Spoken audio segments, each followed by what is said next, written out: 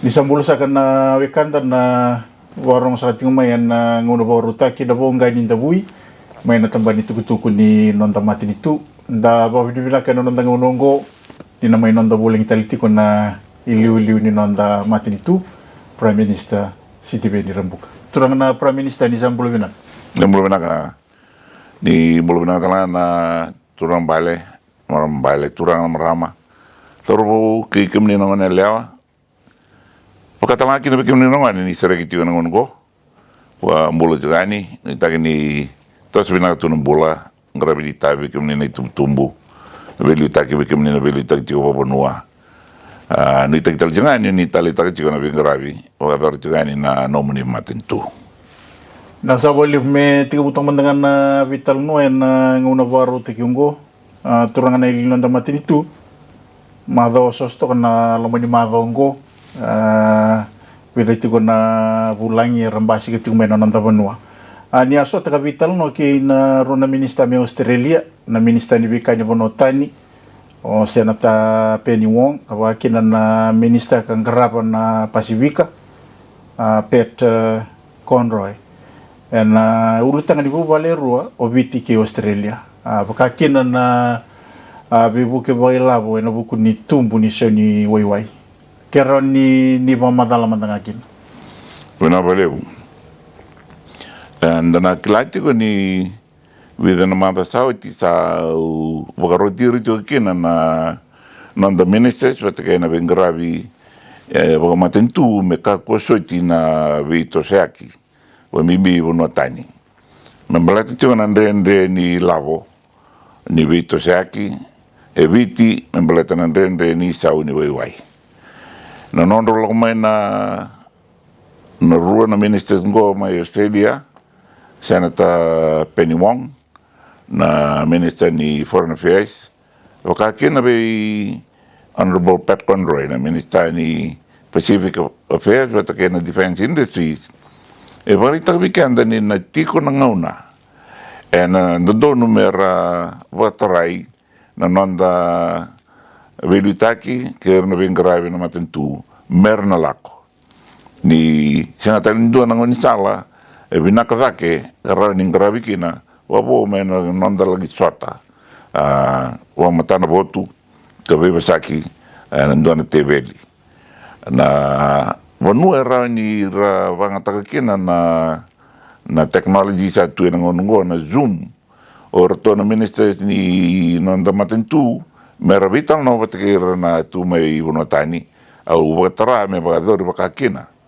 na nondra baga tutu ngamai era krea marlako ya tuntala me ratalanga ni tonga ke kau Zoom kau krea muni Zoom tonga ni ker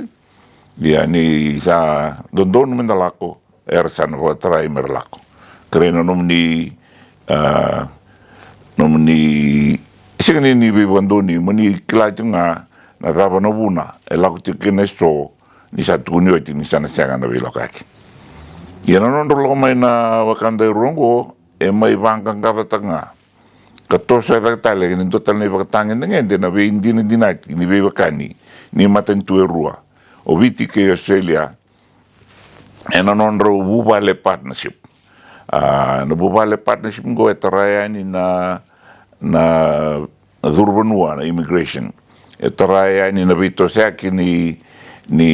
lewe ni vanua turaga na labor mobility etaraya ni na vivoli etaraya ni na tokoni na ngona ndende me pakai na dona chungo ni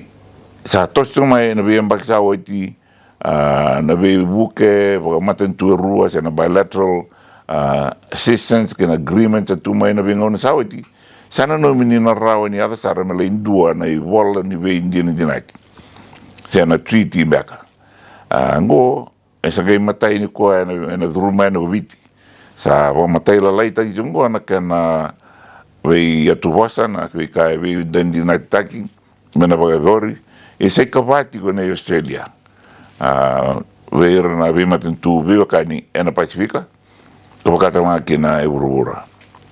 Endua na rawi kalawa, enda donu minda ringoma ni sa tiki ni nonda tosa tiko iliuliu, na ngono bongo e ngona vina ka tikina na vica mati vo vina sara noda Voqa Ni e noda tata ko makikenda mai na noda va vita taki ma vire so ran va talia vita taka na noda Voqa Ni kar tu tani nga mai na vese urura tu makina go e salapate tiko ke na 2050 na Blue Pacific continent wa bibi na Pacific Ocean of Peace ka wakatura Viti o wakatura vingoma na Pacific Islands Farm lai kalibura kisare na matambosa ke burubura sa vingomi tiko sa kilai tiko Viti ndono bono e tutaga tiko na esa buruburungo mendua na esa ni burubura e rokovi kena kandokai kena ka sangai tiko nga kena ni tiko vi maliwai vinaka ni vi matanitu ni vi matamata erambula tiko kena ini sama i rautiko na minister se rongo e tara talanga ni bagale benang gitu ni na rei dirau ni rutamba sartiwa na sona isul gitu gitu batikar na itamba ngwane gitu tinga batikar to na isong ni gitu ni marama vivo ungeti ni wa matai laita i wa ya wa ritaki matano votu na dapa na imbali ni vivo kango ya na na to mai suliendo na lava ni Voqa Ni e na ngauna rengo ni resta taro tu mnanga rume Australia wata bakimami e bakakina na non rumei ndondo linga go na matanitu Australia e baka mama dataka na kena valati na tumbu ni sau ni bula tumbu ni sau ni wai na ndende ni vito saki na sotava na buku ni kena tumbu daga ni sau ni wai e na ndone valu ko do tiko vai awa sarma Viti e na seni valu tiko kena e na me vakila tiko na kena ribu e koutu mai po pola ka weekenda ne mbale ni kaya daga tiko Viti e so erna rei tiko ia da parla ko kina ni bandende tagi tungo nda tuntal nga orungo sa bandende tagi tungo na kaya mbale tiro me Australia rungelo ko mai marumi tukuna e tungo na ilawa ni Voqa Ni me Voqa Ni kena sena budget support ni sa toso Viti me musu kana kaya tuani mai na budget ni ambak sawiti kawa may raba na bita na bula sa ito matandang ko to rukuto may na isulit-sulit ko meron yung mga mamantataka na kena dalati tiko na isaw yung bula sa ito buko wara taki ni isaw yung wayway meron ito kinibas kaya mga tayo bagaliw na kataliswara ni tutuwa na kina na Inland and Revenue Customs Authority era ni kakuni ba tumuri na duty sa na lava ki na bi kango meron warorota kana isa ni bula vera sa lutso mo kan risau sa siyang bagin soli over time na rani da posota tiko kina na kana bi tumbuyaki na isa ni bula na ngongo nasa wali na bibandita ki sa lewa na matambos ni tatango makina National Security Council me Voqa ni kena iliuliu me sa kuni na ukati na nonda bono me bono tiko lenga se state of emergency ni be wandi tiki talamanta yan itu tukongo na valeu ene eu te di você na makini na rongovi que na non ro tukuno mai na itu bakini nimbula Viti ena ngona na mai na raiva tambana ni ovisa que na rai na tamadaka na tambana ni vitang makini matevalu rau vandita ka ni rau ni voadore tiko na non ro itavi ka me ka ni tukuna ni se va ko takian na va ko takian na matanitu na kena yalani na be ndondono eso e na ngono go da rai ni sa a raudada ka batavoli na be sangkata ke suba na be iliuliu ke na be gonzala na tamadada ke rua na tamadada ni ovisa ke na matevalu da rei ni sa lutu sombusara na nonda Voqa sambu taka tu na nonda dondono rautu kuna kena ni isang so itinanganita mendua sarmanda na state of emergency enangongo da rei ni adendo na lenga la ya soriken ne balenga no bulan don len vanua an sa lebong go na lawa me taura na ngoni sala Voqa lawa me na bondi kebi wangangai kara drive Voqa lawa ora wandin ta kinira Voqa bendona ka e senga ni Voqa lawa enangono ya enangon go sa ngandre bisar Voqa lewu na noda vi toko ni. Kenda na iliuliu na vi ngava ke ngani mbule noda vanua. Na iliuliu va turaga va vanua. Na iliuliu va matanitu. Na noda vi ngarabi na wasi o vica kina matevalu. Na vi kakere. Na vi iliuliu va vu vale. Noda itavi na itumbu. Na roka sala tagi tiko na ngone. Ningai le kakaboti tiko na kango na muturara ni vi ngarabi va matanitu. Sa varita kini kana sa lulunga mai. Na veli taki na vei tumberi na vei tangin dengan todo nindua na mata lewe ni vanua mai na buvale na koro na vikenda na tiko vanua na kina se na yabusa me asara na sana ke na vanua rambo Viti. Bueno vika ndo don menda voindikeva na kena raimbeka valaing na retrospective look. Da kumden reide ni na kaituya. Da reide di kenda mendangan, da ilobi kenda bakati kenda. Sabara bitiko, na sabana nungitabi na kango. Grabe tu mendangan po binangan ngone. Nangon sering go me kitu tiko bata ba lewe wa lewe nangon kitu viva sa itu kina, ar tumberi tiko kina. Vengo me kamay na Sunday school. Sabara kay vale. Na membeleta non rogaruta tiko na kabo alo, na kabo voltambu, na kabo lotu. Na nondra le soni vale na vi toko ni tumbu na nondra suku kina nondra toba ni tungana baka ko yang le bucu na gito me bang le tani na nondra baka sama mai na kena baka sambu tagi na bula na kena bang taki na weni mati na viva matin taki na drugs kau maro bele ni artusa wandonu ya na le ni basalawa na ito ni matanitu mertole voluntary drug test ersa lako itikere wamboten nangai soliti kumay na turaga na commissioner patigarito na kenan daw may verto na madala ni vica kengo ni voluntarily submitted themselves to drug test merklait nga kinan leni buno ke bakay naman ni binakait me bakaw ko tagi na longo menda na tarobi kami na kahit may rakawikan na test ko, may balata na kana sangay me katoni, sangay me kakuni tete, sangay me bagat waka kaumbo kataki, na bang kataki ni weni matin bibo matin taki, balata ni sangay ni bibo matin tego langay na itambang ko, bibo sa italangay na itamba tamatara sa barati kumay. Kaya nandabi kina, nanonda bitoko ni, ka nuitaki ni na sangay ni ba kau wataka ni na matanitu se me saurara te kanda meka menda rokova na state of emergency kabina kati na ngongo menda garapa mandanga na lawnga sa turau tu me binak se kena na vanua ndo tala na vanua ririko ta ito kena na state of emergency ni rani taraya ni na sarvanua na ndende tokan ralakomay na vialakomay maramay sereki maramay bulumaraw Viti reklawo na puno ko rito kinto na state of emergency na siya ni raw ndang alalam ndala isili nangon da sili kina na lak na puno nda bialok kina nangon nda bialok kina na reni ba tawataka na riri binaka sa riri kina ngona na tambana ni sarvanua nita ki weekend to doko na vito ko nitanga tingin ngo me vanua binaka tinga Viti me mbula tinga Viti me sautu tinga Viti ka me bagat tawa yang atagi sarbo tolo na nonda sisanga na bia bata dana tinga na nonda vanua na ngongo ni toko na tinga tutaga bata na kene baga binaka taki na nonda vanua Kero nindo mandangan ibang madala si laban na puno ni baka kina na bali ni Boselawa me sa musu erus nga bul na pasyente na kibunisaw na lin ni Boseado irne bugi ni minista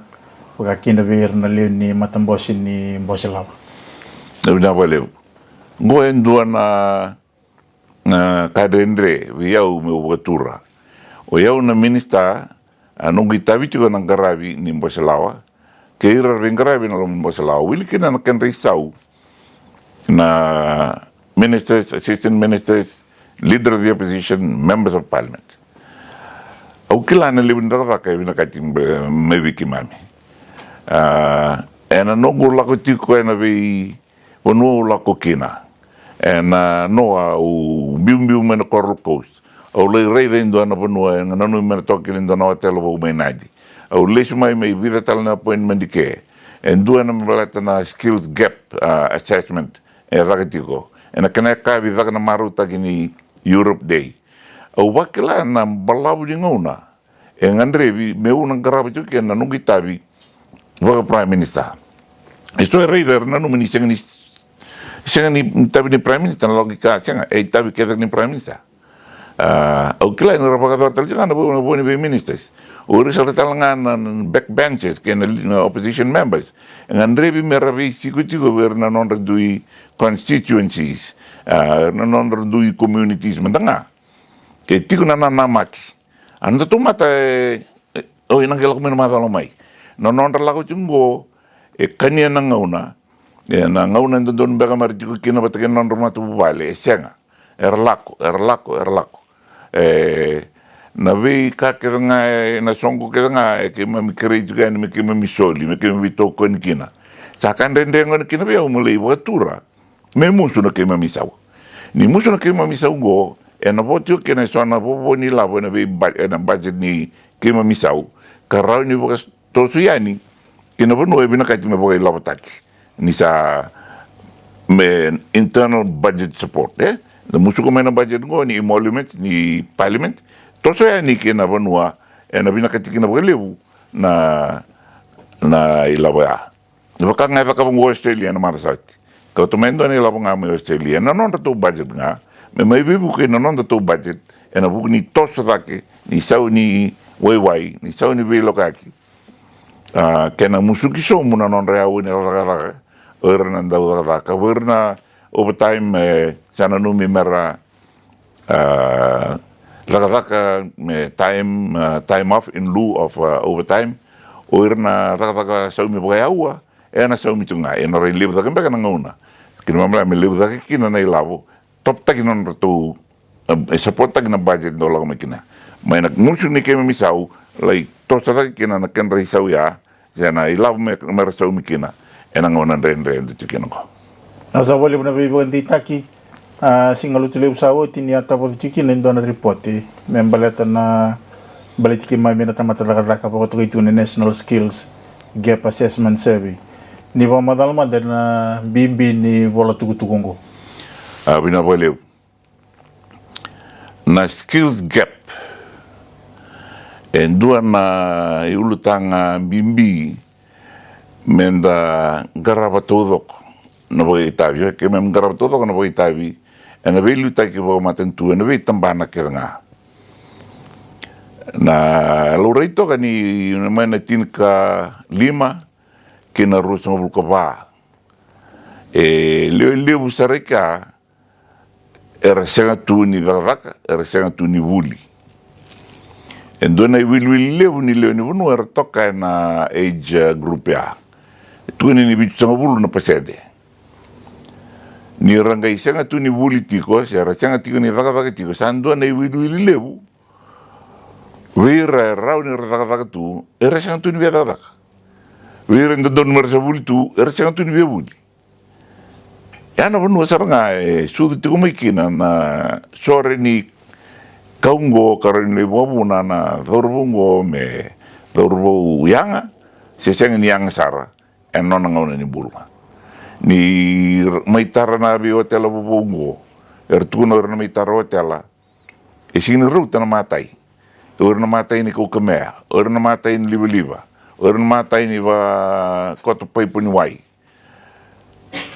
enda ki tu sa bi wa ka na senga tu ni daga ngo Viti sini ron le daga ka senga ngona kina sini tiko ber na sini daga tu Viti na skills meron le daga kini ka ngona na skills gap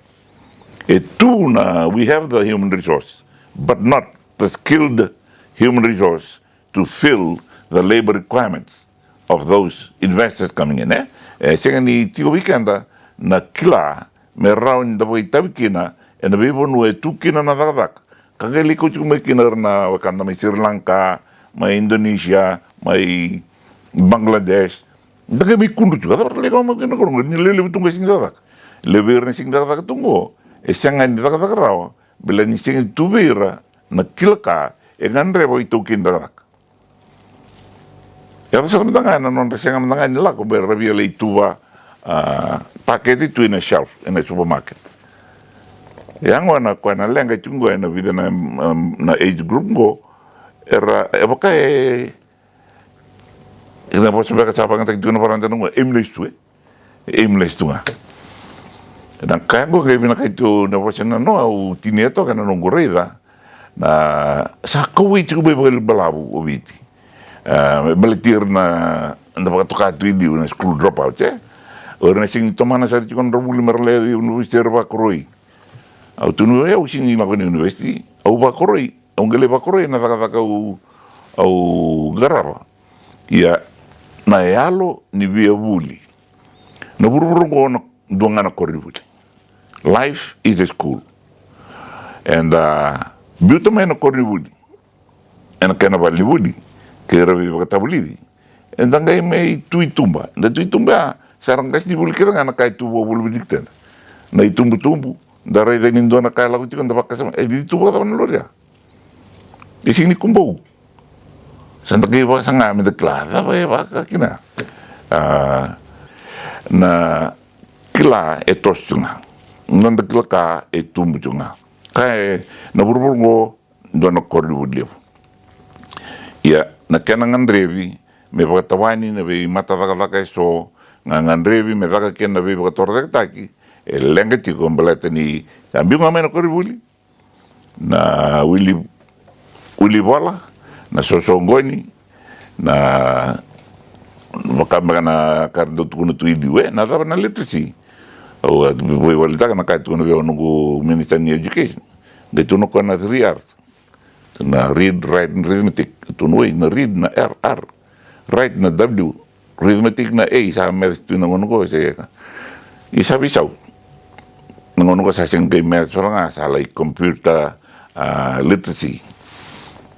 Na wili wala misa na medium na mga lang may kina na communicated to us na do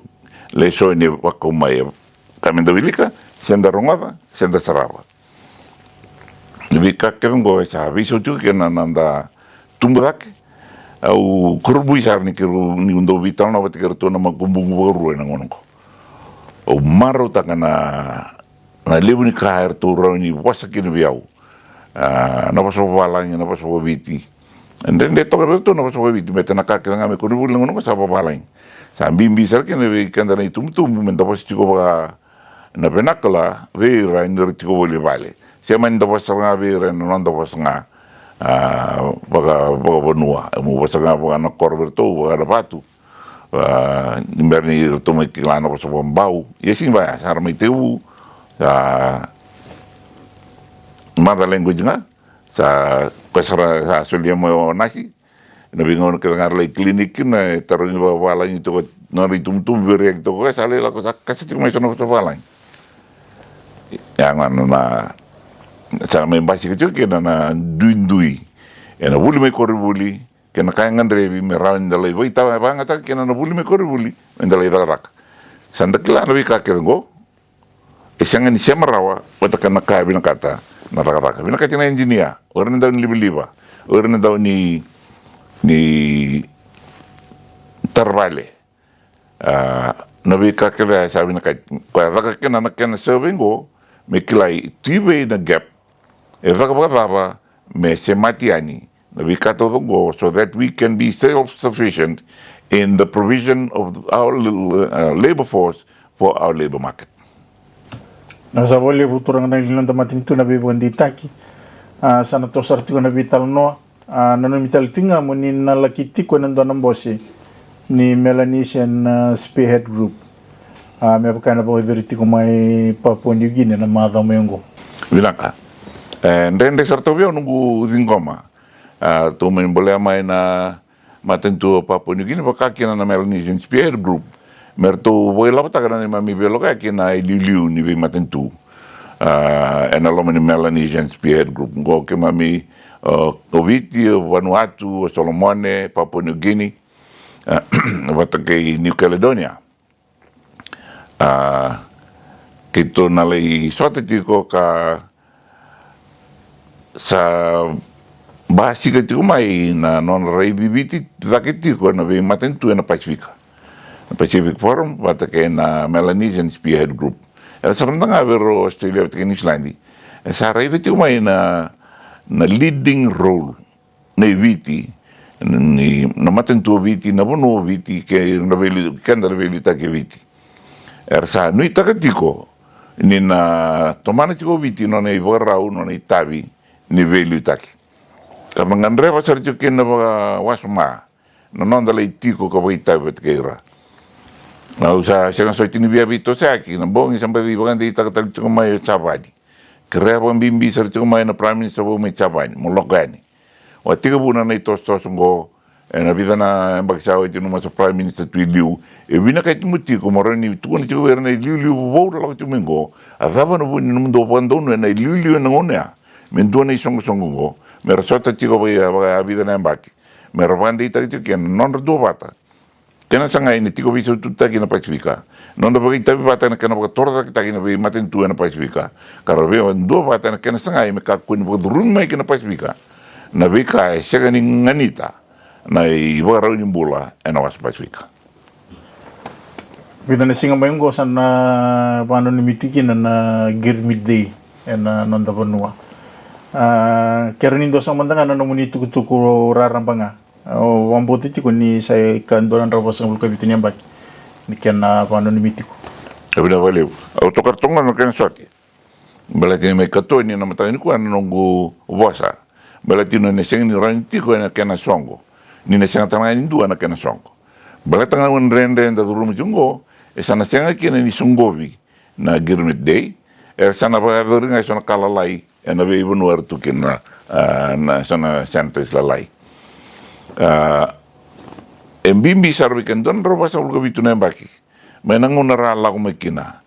andon no menda ndike balesu na va sa yado na lo ngona na trabalhado na itiga buni ngauna mengai wangata kina girmit day mendu tinga na indusi ni day ni bauta ni bosota ke na nondra Voqa Ni Davui kana vica bibi na kana basi mai na nondra bosota ke nondra daga kukua nondra bosota ke nondra daga kukua na ngongo membaletira era murmai Voqa dirlo lo mana itu tuku ni da rongoda na ngone lewa sa wakatu me saint na wakasama girmiti Viti o kuti mbaka na rana kunti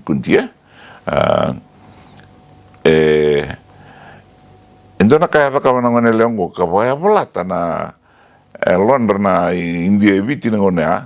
mera tutaka na nora do donu na sexual assault back as exploitation na bang tag tinga ngongo ngai boleh kina na mati nang nileongo na lande na moy ni bukas ka ngongo sa to ko kikanda na mandir kene Voqa Ni Voqa Ni kena na rambumbula siya na tu barau me rambumbula na ngonele ya me Voqa binagata kana kaira so tabo ira ngai murmai Voqa ai na tinka viwa tinka rumba si tinka tolu o tinga tolu na baki ni beba sakita tiko na kambi kango na matanitu tolu kolonio Viti matanitu India dan matanitu Pertania sana numi kena sakua sampai tiko na sona karara sona kandendre sama itini mai oti kena na girmitia movement go tinka viwa o tinka ono ndo no menda rei de lesu ndagei Voqa rogo taka da maru taka mai na bula drendre ya enda sa rei de tungo na makumbura bobi de sara do ni bisi ni sile tungo to keni val ni bisi ni era soli daga tu weekend na le ni vanua esa usu tu ni bula boy lavo era bai tabe na bing ngava ke ngani bula na vanua era gas ni buli era bunwai era nasi era tangun sala era tarvale vica kena era satu kina ngoe ndana ibagrita ibnaka menang bolan dendre ni girmit ira me dava nangon sarmai tu kina go Sanduan din ay warita yung nakabikan, takasandon doon. Menda marau taga tiko, na buwan nung tiko na biyang bagtudok. Na tin kabasi ka tin kalimin me. Enangaw na rayado may kina kinangaw na talanga may daba kina. Baleta na lewe ni kair sa may wagi tabi tagi kina. Ena kena tararake. Na Viti bau na marau taga tuningua nikua sa may noda vanua, noda bata. Nauza waliu. Turaga na iliuliu na matanitu, dona na malino mnivo senyaka tiko ni nrakibisa o embasi ka na Voqa Ni Vanua na wasea kina noda tiko wakaki noda bauta. Nanga uno ni atabodo kina ndona ibo la boto ka tiko na climate change in Pacifica, relational perspectives. Karena ndo mendengar anu munitu tu. Bina boleh, bina bolong tu bola so nandau Voqa Ni Davui ke na bola mai na Pacifica Community University katongango lo da lewe ando evantu mega na Pacific Geological College iliuliu sa lewe tidak me university non to university na Pacifica Communities ka really tang kinanggo na turaga ni Samoa kita lagi na maramani Viti na professor maramani Viti ka ratamba kana ibolongo mer semata wala kina na iborau ni rai vogito ke na Pacifica ke na kaisare di cuma buru-buru saya ada juga na climate change bibi minda semata bata na climate change ke na visa we kauta mai na climate change na noda cultures na noda agriculture na noda aquaculture na noda culture nga vanua tali nindareda ni sa makau tu mai non rituto noda guys nindare me semata bata ke na ibogarau ni rai na korosong lukundo ni century go membalata na bibi sa unin raki ando kila siang orang kasih diwara sa tu warau ersa kila tu men nada no bikango kila tu men ngau no meraka kina narango ngau na lewe kina na ikango lewe kina na ika lewe kina na mango na lewe ngau na lewe tala kina mati bitaubi balata na namu no bikawa ya kanina ngai lag mai muri tanda mai bakla na bingo neso endo tarai kenda kina na vica na vica ndo na embaki na boleh mata na boleh kata-kata na singan balabu na singan bongin balabu kina bongin leka-leka baru tu non rembulan na nonton kasiliu ta misali lau minggu na nonton baka samtaka baka modern day science siya na kilka uliri na ngonongo kanda semata bata kina kilka makawa na huku makawa baka vanua tu rara sana nonda semata rata lain da bagi tabi kina bawa binakasar ni satu kini me waga kakuoso itina daka kango tu sarin dona ngau na makawa ina regulation ni tamba daka itu kei na nonda titi mentanga menakor luri serangan na koto ni mbamba ke baka tu wale bunin dona dalana tambuni tei tambuni weredi também tá na kau, mas também na magitiko, que baka na taya, ni sisi na gel. Gai kalau kata cuma yang nak kena baka sama nangono, gua satu kedua na kasi, jadi, kim cara kau makau tu mai, ibu nak cuma na kara kila, men dia bukan dia tak mai weekend, men tak semato kenda na itamu, buat tak ada bawa buli bawa, dan nanu meni bawa buli bawa, ya siapa buli makawa, kakau tu cuma weekend, na sains ni ngono gua, kau pun ikan tampak ini bolong na interrelationship ni traditional knowledge na wakasama baka vanua tu makau tu mai watake na science ni climate change elak cuma na ngono sangat dengan matanitu me mundu kina noda wala mata kina marama kina ngwani anu nomunitu tu ngaba iliuliu ni matanitu kabaka kina nomunitu tu baka iliuliu ni ndona bubale na dava era ni loloma binakan dondua wa indona maramatina se marama ena singa tambunitina enda bana matikin ko abu ni na kambangar na talita sarwa libun marama na noda tiko voqa iliuliu vo vuvale. Me rarito me weekend tu voqa toka na lo ni mata vuvale. Enda bulu vinaka tu. Sing dui weekend voqa ngai tu na noda vaka sama na buni mangwani mati na bibi matintaki. Sing do ver na ngone lewe ser na ngone sa voqa wati wala lo matu matanda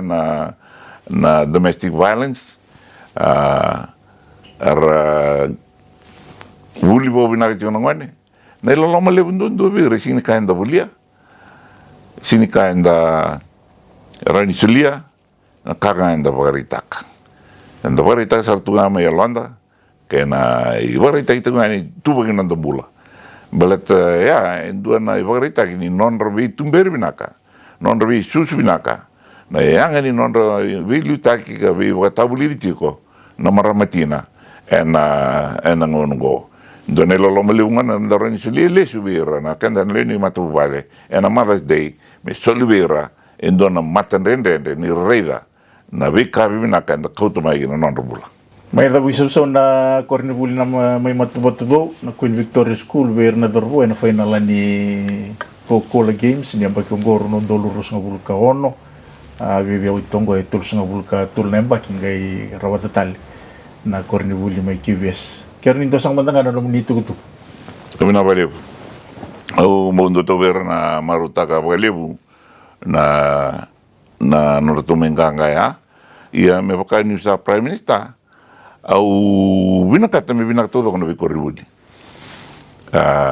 Sa singani ngendondono kina via u lakoli kai bagi I QBS tonga. Au marutaga chiga na nonra rawaka na ndau gitu todo ko gitu rara ni singa. Insalai kali bagi main sanganga o matanitu e Queen Victoria School maro sarwele bun sawti tol sul ko tol nembak. Kau na numa na tinga biwa dia sul ko tol wa was Prime Minister tukin. Me talango ni tol sul ko tol na nembak sa me I ela me lo mongo ka menganga tale o sa maro sar kina bale. O va ka utsar dora kan ratu itamba na timini ni tinga dia sul ko tolu wana non ratu coach. Ratu ngasi bule be buli ri tika na relate ke ngona tabalengu mai mai noveni. Men romni nuku noveni. Masta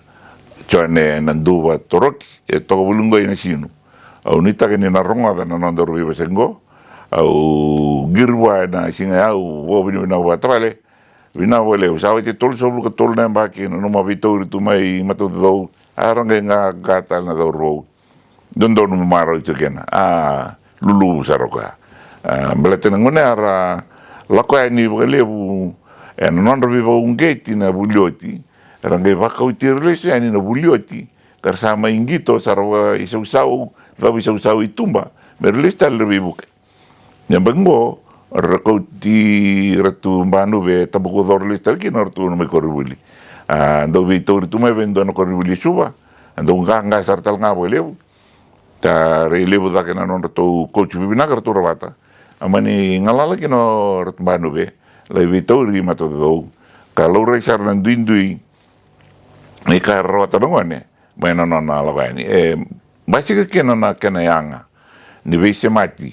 na vulioti na itumbu kerna kasi vuli ni ngona. Ada kena na vicango na matakatanga.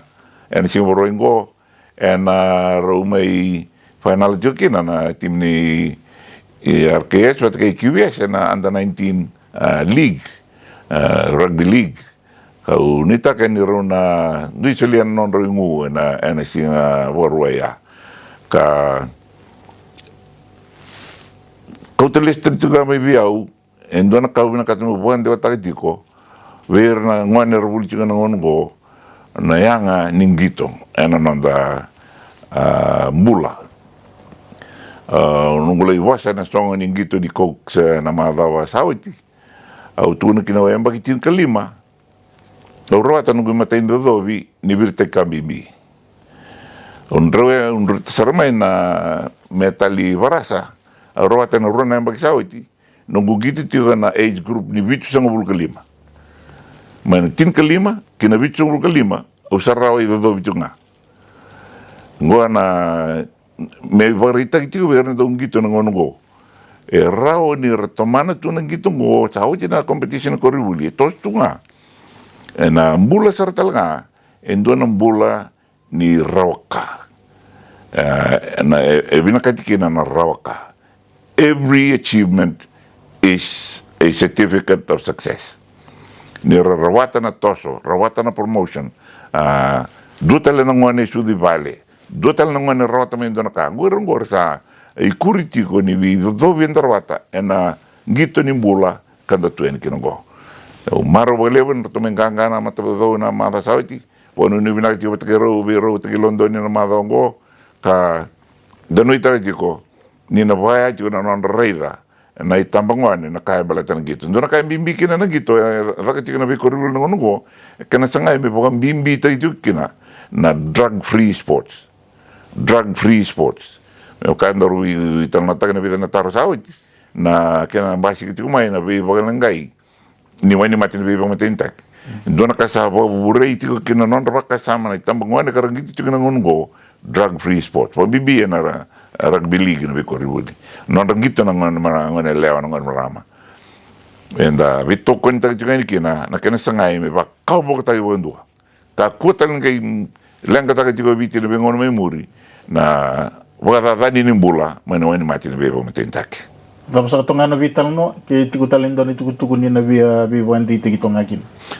Binawalew, ni tagjangan ni na maro tagjangan ngon na non resireki, wakatawang kina na maramitina, ni na maro tagisara tali tagibagalebu, na Mother's Day ni Ambanggo. Binawalew. Turaga na iliuliu matanitu, binawalew usar na naman yung una. Naka. Nawalew kimi nila kandara borong may isa daw kina na Voqa Ni Davui, may natamba ni tukutuko ni noda matanitu, kamu ni butambua ni kalungat sa atin.